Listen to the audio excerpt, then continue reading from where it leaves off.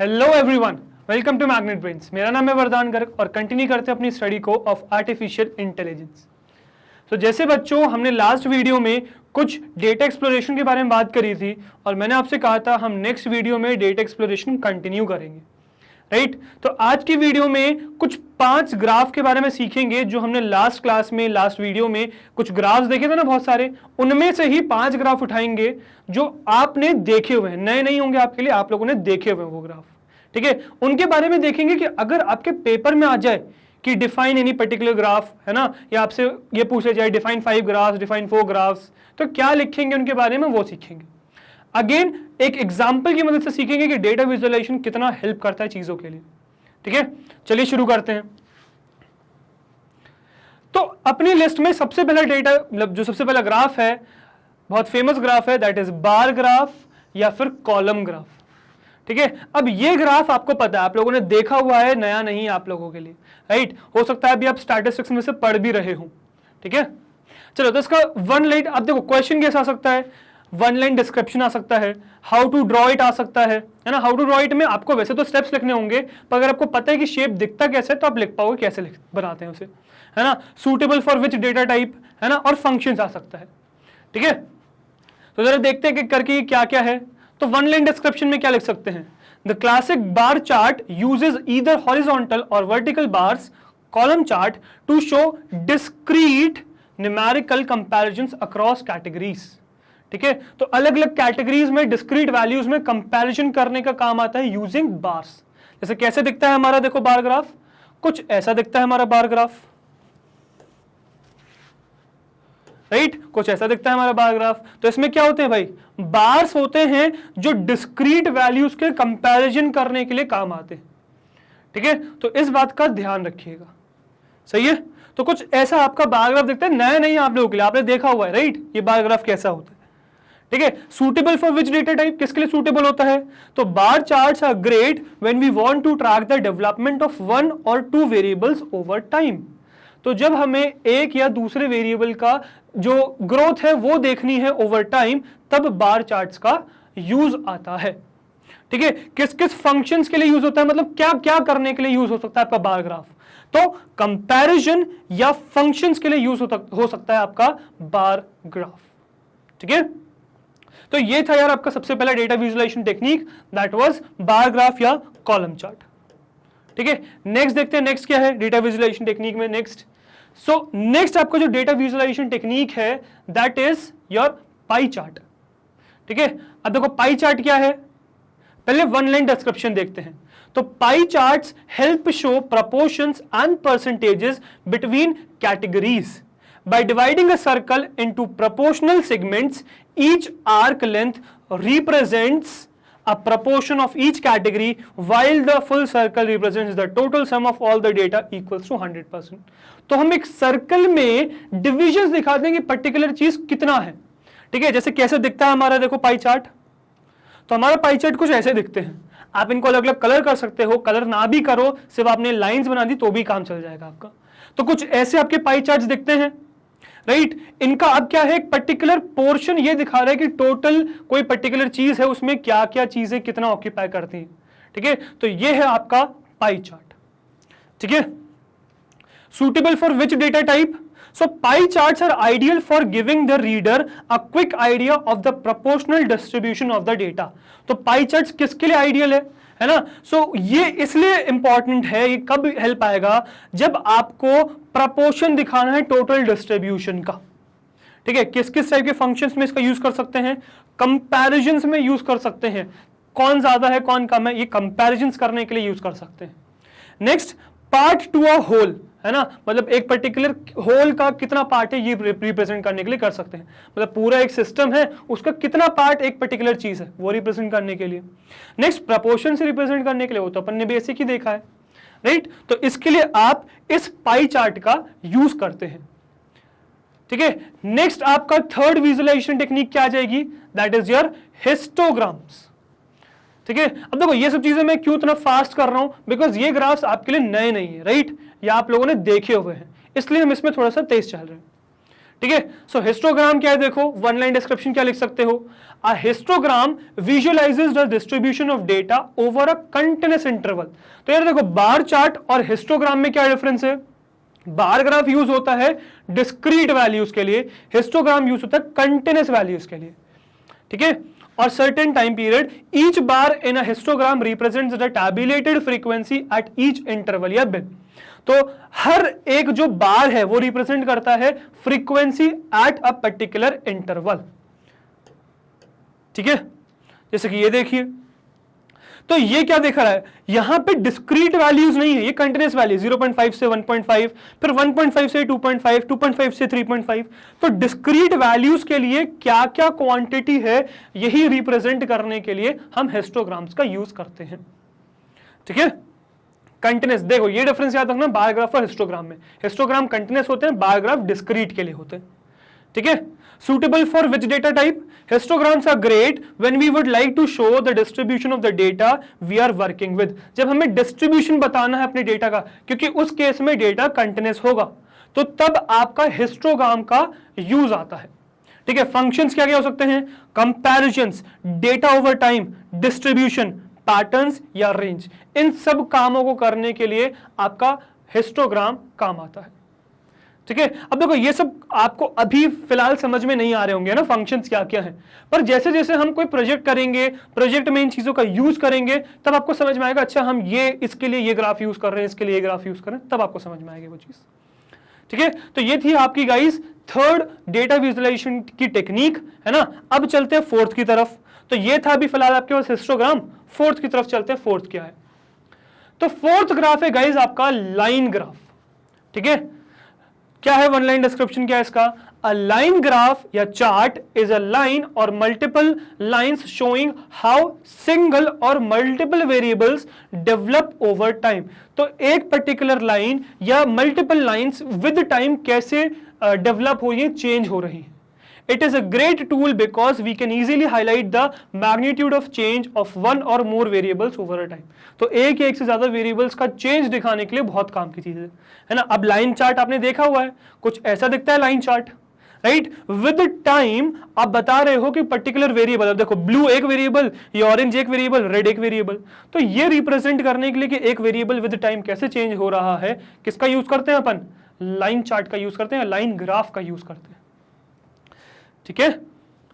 Suitable for which data type? A line chart allows us to track the development of several variables at the same time. It is very easy to understand and the reader doesn't feel overwhelmed. तो एक या एक से variable का जब change दिखाना है over time, तो उसके लिए आप यूज करते हो लाइन ग्राफ का। किन फंक्शंस के लिए यूज करते हैं, तो फंक्शंस हो जाते हैं आपके patterns, data over time and when group, जब ग्रुप कर देते हैं मतलब एक से ज्यादा लाइंस के यूज करते हैं, तब कंपैरिजंस करने का भी काम, मतलब कंपैरिजंस के लिए भी आपका हेल्प करते हैं ये लाइन ग्राफ। जब इनको क्लब कर देते हैं, इंडिविजुअली भी शो कर सकते हैं, सिंगल लाइन भी शो कर सकते हैं, है ना। अब हो सकता है दो या दो से ज्यादा लाइंस का यूज कर लो, तो उस केस में आप क्या कर रहे हो, मल्टीपल लाइंस शो कर रहे हो, है ना। तो तब ही कह रहे हैं कि जब ग्रुप कर दें तो कंपैरिजंस का काम करते हैं, ठीक है। कौन, आपके ये लाइन ग्राफ्स, ठीक है। नेक्स्ट की तरफ चलते हैं। नेक्स्ट आपका डेटा विजुअलाइजेशन टेक्निक में फिफ्थ आ जाता है स्कैटर प्लॉट्स। यार अब देखो ये जो स्कैटर प्लॉट्स है ना, ये बहुत इंपॉर्टेंट है ना। फॉर एआई पर्पस ये स्कैटर प्लॉट्स बहुत इंपॉर्टेंट है, ठीक है। क्या होता है, it consist of variable data points, it consists of multiple data points plotted across two axes के across multiple points को plot करते हैं। Each variable depicted in a scatter plot would have multiple observations. If a scatter plot includes more than two variables, then we would use different colors to signify that. तो हम different colors का use करते हैं अगर एक से ज्यादा variable use होते हैं। तो कैसा दिखता है आपका, कुछ ऐसा दिखता है आपका स्कैटर प्लॉट। तो दो एक्सिस के अक्रॉस, दो फीचर्स के अक्रॉस आपने ये यूज किया, क्या यूज किया, डॉट्स का यूज किया। तो यही है स्कैटर प्लॉट्स। किस टाइप के फंक्शन के लिए यूज होता है, suitable for which data type, a scatter plot chart is a great indicator that allows us to see whether there is a pattern to be found between two variables. So दो variables के बीच में, suppose दो variables हैं, दो variables का क्या मतलब है, वेरिएबल्स मैंने आपको बताया डेटा फीचर्स, डेटा मतलब वेरिएबल्स जहां भी यूज कर रहे हैं उसका क्या मतलब है, डेटा फीचर्स है। तो दो डेटा फीचर्स के बीच में क्या रिलेशन, जैसे मैंने आपसे कहा था कि सिर्फ एक चीज नहीं है डेटा फीचर्स के बीच में रिलेशन निकालने के लिए, स्कैटर प्लॉट्स भी यूज करते हैं अपन डेटा फीचर्स के बीच में रिलेशन निकालने के लिए, है ना। फंक्शंस क्या है इसके, पैटर्न्स है, रिलेशनशिप्स हैं। तो इन सब चीजों के लिए आपका स्कैटर प्लॉट यूज होता है, ठीक है। कौन सा स्कैटर प्लॉट, ये स्कैटर प्लॉट आपका यूज होता है, ठीक है गाइस। तो ये आपकी हो गई 5 डेटा विजुअलाइजेशन टेक्निक्स जो आपसे या तो लिस्ट करने के लिए पूछे जा सकता है, लिस्ट 5 डेटा विजुअलाइजेशन टेक्निक्स, तो आप ये सिंपली नाम लिख सकते हैं। डिस्क्राइब करने के लिए आ सकता है, तो 1 लाइन डिस्क्रिप्शन मैंने लिख दिया, तो 1 लाइन से आप उसको डिस्क्राइब कर सकते हैं। आपसे पूछ सकते हैं कि for 5 different data visualisation techniques give us the functions, की किस लिए यूज होता है, तो वो आप लिख सकते हैं। आपसे पूछा जा सकता है हाउ टू ड्रॉ इट, तो वो अगर आपको चार्ट क्लियर है कि कैसे बनाते हैं तो वो आप बता सकते हो कैसे बनाओगे, मतलब अगर फिगर क्लियर है तो आप बता दोगे कैसे बनाएंगे उसको, ठीक है। तो ये आपका क्वेश्चन कुछ आ सकता है, तो इसको आई गेस अब आप आंसर कर पाओगे, ठीक है। अब चलते हैं आगे और समझते हैं एक एग्जांपल की मदद से कि कैसे हमें डेटा विजुअलाइजेशन हेल्प करता है, ठीक है। चलो, तो ये कुछ आपके पास एक डेटा सेट है ना। तो डेटा सेट में क्या है, देखो पहले मैं आपको डेटा सेट एक्सप्लेन कर देता हूं कि डेटा सेट क्या है, ठीक है। तो यार हम एक बिलबोर्ड तैयार करने की कोशिश कर रहे हैं जिसमें टॉप 10 सॉन्ग्स कौन से होंगे ये हम लिस्ट करने की कोशिश कर रहे हैं, ठीक है। तो मैंने एक डेटा निकाला, तो ये आपका डेटा है ना। अब देखो डेटा ये एक्चुअली पूरा आ नहीं पाता स्लाइड में, बट मुझे रिप्रेजेंट करना था, तो मैंने क्या किया, इसके जो डेटा फीचर्स हैं उसको इस तरीके से ब्रेक कर दिया। यहां तक कुछ डेटा फीचर्स है, फिर बाकी के डेटा फीचर्स यहां नीचे लिस्टेड है, ठीक है। अब कॉलम में सिर्फ 5 वैल्यूज है, 0 1 2 3 4 5, ठीक है। और तो डेटा बहुत बड़ा है, 2000 वैल्यूज है इसके अंदर, है ना। पर मैंने सिर्फ 5 लिए हैं आपको दिखाने के लिए, क्योंकि पूरा यहां पे आ नहीं पाएगा, ठीक है। पर आपको आइडिया होना चाहिए कि हम कर क्या रहे हैं या कैसा दिखता है। तो कुछ ऐसा दिखेगा जब हम पाइथन में डेटा को यूज करेंगे, एक पैकेज का यूज करेंगे दैट इज पांडास, तो उसमें डेटा फ्रेम्स की मदद से इसको ऐसे शो करेंगे, तो तब डेटा कैसा दिखेगा आपका, तो वो कुछ ऐसा दिखेगा, ठीक है। तो आपको पता होना चाहिए कि दिखेगा कैसे, तो इस तरीके से कुछ डेटा दिखेगा। अब हमारे पास एक पर्टिकुलर गाने के लिए, सॉन्ग के लिए बहुत सारी डिटेल्स हैं, ठीक है। जैसे कि क्या क्या डिटेल्स है, देखो पहले तो ये आपका कॉलम से लिस्टेड हो गए, कितने कॉलम्स है, सॉरी रोज हैं, वो तो अभी छोड़ दीजिए। बाकी क्या है, देखो आर्टिस्ट नेम, ऑल्दो आपको नहीं दिख रहा होगा बट मैं आपको बता रहा हूं, आर्टिस्ट नेम, ठीक है। फिर टॉप आर्टिस्ट्स, है ना। फिर टॉट फॉलोअर्स, तो ये टॉट फॉलोअर्स आ गए, ठीक है। फिर ट्रैक नेम, जो गाना है उसका नाम क्या है, ट्रैक का नाम क्या है, तो ये ट्रैक नेम आ गया। फिर अवेल मार्क आ गया, ठीक है। ऑल्दो मुझे भी इतने सारे उनका रिलेशन नहीं पता कि गानों से क्या रिलेशन है इनका, ठीक है, बट वो हम निकालेंगे क्या रिलेशन है, ठीक है। फिर रिलीज डेट, कि कब रिलीज हुए, ठीक है। फिर पॉप ट्रैक अकॉस्टिकनेस, ठीक है। फिर डांसेबिलिटी, है ना। Next is duration in millisecond, millisecond में ड्यूरेशन है, ठीक है। तो ये देखो कितने अपने अभी डेटा फीचर्स अपने लिस्ट कर लिए, 1 2 3 4 5 6 7 8 9 तो अभी हो चुके हैं। आगे देखो स्पीचीनेस, ठीक है। फिर टेम्पो टाइम सिग्नेचर, ठीक है। नेक्स्ट इज वैलेंस, फिर हिट फीचरिंग, फिर सर्च, फिर कब रिलीज हुआ, तो मंथ, डे और वीक डे, ठीक है। तो ये आपके पास आ गया पूरा डेटा। देखो 9 यहां पे हो गए थे, 10 11 12 13 14 15 16 17 17 फील्ड्स है। 17 नहीं कहूंगा क्योंकि इनको एक ही में काउंट कर लेंगे अपन, मंथ डे और वीक डेज को एक ही में काउंट कर लेंगे। तो ये आपके कुछ फीचर्स हैं, ठीक है। पूरा डेट ही बन गया ना, मंथ डे वीक डे किस में लॉन्च हुआ है, तो ये आपका एक पूरा डेट बन गया, ठीक है। तो यार ये हो गया आपका पूरा डेटा, ठीक है। अब इस डेटा को कैसे आप विजुअलाइज कर सकते हो, चीजों को देख सकते हो ग्राफ्स की मदद से, वो सीखते हैं, ठीक है। तो हम इसके बहुत सारे ग्राफ बना सकते हैं, ठीक है। अब आप मुझसे पूछोगे वैसे डेटा कैसे निकाला, कहां से निकाला अपन ने, स्पॉटिफाई से निकाला है डेटा, ठीक है। चलो नेक्स्ट क्या है, नेक्स्ट देखो एक ग्राफ है ना। ग्राफ किस चीज का है, हिट्स रिलीज डेट, है ना। डेट के हिसाब से किस डेट पे कौन, मतलब हिट्स कितने हैं, कितने हिट्स है पर्टिकुलर डे पे, उसकी बात कर रहे हैं।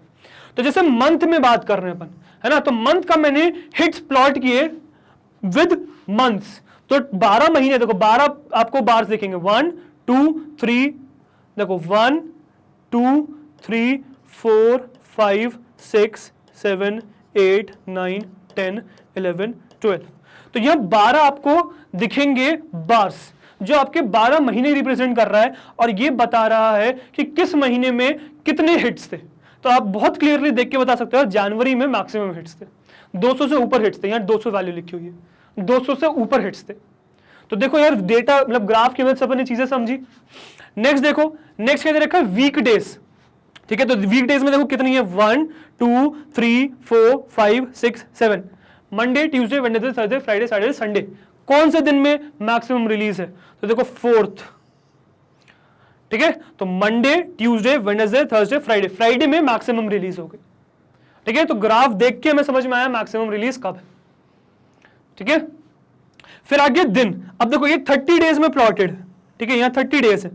ठीक है, अगर आप काउंट करेंगे, मत करो काउंट, ऐसे बहुत सारा हो गया, ये 30 है, 1 2 3 ऐसे करके 30 है। ठीक है, अब किस दिन मैक्सिमम है रिलीज हिट, वही हम जानना चाह रहे हैं। तो देखो फर्स्ट डे ही मैक्सिमम रिलीज है 175 से ऊपर, और बाकी तो ये 50 भी क्रॉस नहीं कर रहे। तो इससे हमें यह समझ में आ गया कि हम ये प्रेडिक्ट कर सकते हैं कि जो इन दिनों में ये जिस दिन मैक्सिमम हिट है, इस दिन जिन्होंने रिलीज किया होगा उनका हिट सबसे ज्यादा होगा, मतलब वो सॉन्ग्स हिट हो गए होंगे, है ना। अब देखो इससे हमें यह भी पता चल गया कि किसी पर्टिकुलर आर्टिस्ट को अपना गाना रिलीज करना है तो किस दिन रिलीज करना चाहिए, राइट। तो डेटा विजुअलाइजेशन इतना हेल्प कर देता है हमें मॉडलिंग पे भी जाने की जरूरत नहीं पड़ती, उससे पहले हमें चीजें पता चल जाती हैं काफी, है ना। हमें मॉडलिंग की जरूरत पड़ेगी तो मॉडलिंग भी करेंगे आगे, है ना, पर काफी हद तक हमें डेटा मतलब चीजें बिना मॉडलिंग के पता चल जाती हैं। ठीक है, नेक्स्ट देखते हैं, चलो नेक्स्ट एक और। तो मोस्ट पॉपुलर आर्टिस्ट्स, अब इनमें से जो मोस्ट पॉपुलर आर्टिस्ट हैं वो कौन कौन है, तो देखो यहाँ पे क्या क्या लिखा हुआ है। सबसे पहले ड्रेक, फिर रिहाना, फिर टेलर स्विफ्ट, फिर मरून 5, ठीक है, फिर ये पता नहीं क्या लिखा हुआ है, ये कैटी पेरी, ठीक है, फिर वेरियस आर्टिस्ट हो गया, फिर क्रिस ब्राउन, ठीक है, ऐसे बहुत सारे आपके आर्टिस्ट लिस्टेड हैं। अब किस आर्टिस्ट के कितने हिट्स हैं वो दे रखे हैं। अब देखो यार इसको देख के हमें ये समझ में आ जाता है ना कि पर्टिकुलर आर्टिस्ट अगर अपना गाना रिलीज करेगा तो बिल बोर्ड में टॉप 10 में आने के उसके ज्यादा चांसेस है। तो बस वही है ये चीज, तो हम सीधे सीधे कह सकते हैं ड्रेक का गाना टॉप 10 में आने के सबसे ज्यादा चांसेस है। ठीक है, तो ये हमें और पता चल गई, चीजें प्रेडिक्ट करना आसान हो गया। ठीक है, तो जैसे मैंने जिससे पहले बताया कि किस आर्टिस्ट को कब रिलीज करना चाहिए, वो तो हमें डेटा विजुअलाइजेशन से हो गया काम, पर अगर हमें ये प्रेडिक्ट करना है कि टॉप 10 बिल बोर्ड में कौन आएगा तो वो हम इसकी मदद से कर सकते हैं। ठीक है, एक और ग्राफ दिखाता हूं, चलो। So average values distribution of songs audio characteristics. So audio characteristics के बारे में है, यहां पे हिट्स और नॉन हिट्स दोनों लिखे हुए है ना, ग्रीन वाले नॉन हिट्स हैं, ब्लू वाले हिट्स हैं। तो जिनकी जो वैलेंस अच्छा है ना, उनके नॉन हिट्स सॉरी हिट्स ज्यादा है, ब्लू ज्यादा है, हिट ज्यादा है, नॉन हिट्स कम है। जिनकी स्पीचीनेस ज्यादा है उनका क्या है, देखो बराबर बराबर है। ठीक है, जिनकी लाइवलीनेस ज्यादा है, सॉरी लाइवनेस ज्यादा है, उनके क्या है, उनके नॉन हिट्स ज्यादा है, हिट्स कम है। इंस्ट्रूमेंटलनेस की जो बात करें अगर, तो नॉन हिट्स बहुत ज्यादा, हिट्स बहुत कम है। एनर्जी की बात करें तो हिट्स बहुत ज्यादा, एनर्जी बहुत ज्यादा होनी चाहिए भाई गाने में, है ना। डांसेबिलिटी की बात करें तो देखो हिट्स ज्यादा है ना। अकाउस्टिकनेस की बात करें तो नॉन हिट ज्यादा है। ठीक है, तो ये हमें ये पता चला कि किस टाइप का गाना फेमस होने के ज्यादा चांसेस हैं और किस टाइप के गाने के फेमस होने के चांसेस कम है, प्रपोर्शन दिख गया हमें। ठीक है, again with the help of what, with the help of graph. ये मीन वैल्यू है, ये ध्यान रखिएगा, मीन वैल्यू निकाली अपन ने आउट ऑफ 1 मोस्ट प्रोबेबली। ठीक है, चलिए नेक्स्ट देखते हैं, एक और दिखाता हूं, फीचर इंपॉर्टेंस। अब देखो कौन से फीचर की इंपॉर्टेंस है। ठीक है, जो हमने इतने सारे फीचर्स देखे थे उनमें से किस फीचर की कितनी इंपॉर्टेंस है ये देखा अपन ने। ठीक है, तो यहाँ फीचर इंपॉर्टेंस लिखा हुआ है, हमने बहुत से फीचर्स देखे थे, 17 हमने डेट को काउंट करके लिखा था, तो अब उनमें से कौन से फीचर की कितनी इंपॉर्टेंस है वो देख रहे हैं। तो पॉप ट्रैक की सबसे ज्यादा इंपॉर्टेंस है 552। ठीक है, फिर पॉप आर्टिस्ट की 333, टॉट फॉलोअर्स की 305, अवेल मार्क की 188, डांसेबिलिटी की 151। तो ऐसे हमने हर जितने भी फीचर्स हमारे 19 फीचर्स हैं वो सब यहां पे लिस्ट कर लिए, जैसे tempo 146, valence 146, अकाउस्टिकनेस 145, energy 139, liveness 128, duration 124, स्पीचीनेस 121, loudness 106, इंस्ट्रूमेंटलनेस 96 और फीचरिंग 20। तो यार ये आपके 19 फीचर्स, सॉरी 17 फीचर्स हैं जो ये बता रहे हैं, एक्चुअली 17 नहीं है, कितने 1 2 3 4 5 6 7 8 9 10 11 12 13 14 15 फीचर्स हैं इन टोटल। अब आपको ये पता चल रहा है कि किस फीचर को इंक्लूड करोगे तो कितना ज्यादा असर पड़ेगा, किस फीचर को अगर आप हटा भी दोगे तो ज्यादा फर्क नहीं पड़ेगा।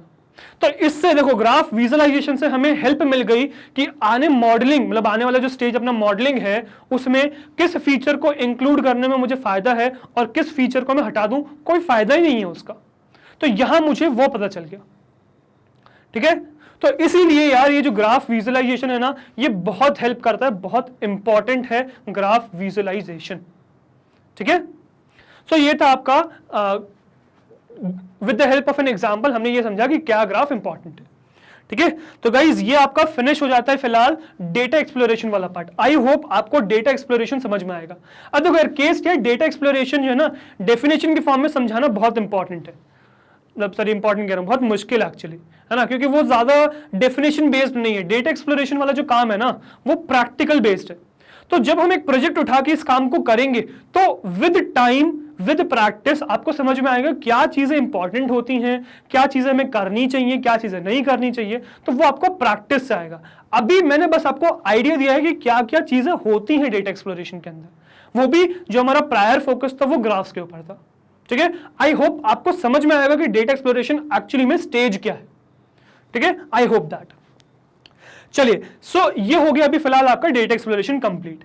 अच्छा गाइस एक चीज और कि यार अगर आप ये सोचते हो ना कि हम सिर्फ यूट्यूब पे हैं, तो यार हम सिर्फ यूट्यूब पे नहीं है, हम magnetbrains.com पर भी है ना। गूगल पे सर्च करिए magnetbrains.com, ये फर्स्ट पेज पे आप आ जाएंगे। एक्चुअली सीधे सीधे नहीं आ जाओगे, पहली वेबसाइट जो आएगी उस पर क्लिक करना होगा, तो ये हमारे होम पेजेस पे लैंड कर जाओगे, ठीक है। यहाँ पे क्लासेस लिस्टेड हैं बहुत सारी, जिस भी क्लास के बारे में आपको जो भी कोर्स पढ़ना है उस क्लास पे क्लिक करिए और वहां पे चले जाइए, ठीक है। अब जैसे अभी फिलहाल हम क्लास 9th पे हैं तो क्लास 9th पे क्लिक करेंगे, ठीक है। क्लास 9th पे क्लिक करेंगे तो ये देखो क्लास 9th की पूरी जितने भी कोर्सेज हम ऑफर करते हैं वो सब आ गए यहाँ पे, ठीक है। अब आपको जो भी कोर्स यहाँ देखना है उस पर वॉच नाउ करके आप उसकी प्लेलिस्ट ओपन कर सकते हैं, ठीक है। अगर आप यहाँ एआई के लिए आ रहे हैं तो थोड़ा नीचे आइए, ठीक है। यहाँ नीचे आएंगे तो देखो यहाँ मिल गया आपको एआई, ठीक है। तो ये आपको मिल गया क्लास 9th का आर्टिफिशियल इंटेलिजेंस का कोर्स, है ना। यहाँ वॉच नाउ पे क्लिक करोगे तो ये पूरी प्लेलिस्ट ओपन हो जाएगी, ठीक है। क्लिक करिए, ये आपकी पूरी प्लेलिस्ट ओपन हो गई, ठीक है। अब आपको जो भी वीडियो देखना है उस वीडियो पे क्लिक करिए। जैसे यहाँ पे सिलेबस ओवरव्यू मुझे देखना है तो सिलेबस ओवरव्यू पे क्लिक कर दिया मैंने, तो ये जैसे ही मैं क्लिक करूंगा तो ये वीडियो ओपन हो जाएगी, ठीक है। आपने ये ओपन किया तो देखो यहाँ पे ये वीडियो आपकी ओपन हो गई। अब इस वीडियो में वो सारे फीचर्स है जो आपको यूट्यूब पे मिलते हैं, प्ले पॉज का, वीडियो आगे पीछे करने का, स्पीड कंट्रोल करने का, मैक्सिमाइज करने का स्क्रीन, सब ऑप्शंस यहाँ पे अवेलेबल हैं आपके लिए, ठीक है। अब आप ये पूछोगे सर यहाँ क्यों है जब सेम ऑप्शंस है तो यार यूट्यूब पे बहुत ज्यादा डिस्ट्रैक्शन है, यहाँ पे आपको डिस्ट्रैक्शन नहीं मिलेगा, ठीक है। यहाँ पे सिर्फ स्टडी मटेरियल, स्टडी कंटेंट है आपके लिए सारा, यहाँ आपको डिस्ट्रैक्शन बिल्कुल भी नहीं मिलेगा। अब आप पूछोगे सर ये हो सकता है फिर चार्ज दो, तो यार ये चार्ज भी नहीं है, है ना। यूट्यूब पर जैसे सारी वीडियोस फ्री ऑफ कॉस्ट हैं वैसे यहाँ पर भी magnetbrains.com पे भी सारी वीडियोस फ्री ऑफ कॉस्ट हैं, ठीक है। जैसे यूट्यूब पे जो भी वीडियोस यूट्यूब पे हैं वो सारी वीडियोस यहाँ पर हैं, पर हमने ये प्लेटफॉर्म इसलिए बनाया है ताकि आप डिस्ट्रैक्शन से बचे रहें, ठीक है। तो एक बार विजिट करिए इस वेबसाइट को और देखिए कैसा रहता है आपके लिए, ठीक है। और अगर आपको हमारे एफर्ट्स पसंद आ रहे हैं, ये एआई की प्लेलिस्ट पसंद आ रही है, तो इसी तरीके से हमारे साथ यानी कि मैग्नेटब्रेन्स के साथ जुड़े रहिए, बिकॉज हम लाते हैं आपके लिए किंडरगार्टन से क्लास 12 तक हर कोर्स फ्री ऑफ कॉस्ट, ठीक है। तो इसी तरीके से हमारे साथ जुड़े रहिए। मैं आपसे मिलता हूं नेक्स्ट वीडियो में। Till then goodbye, thank you very much.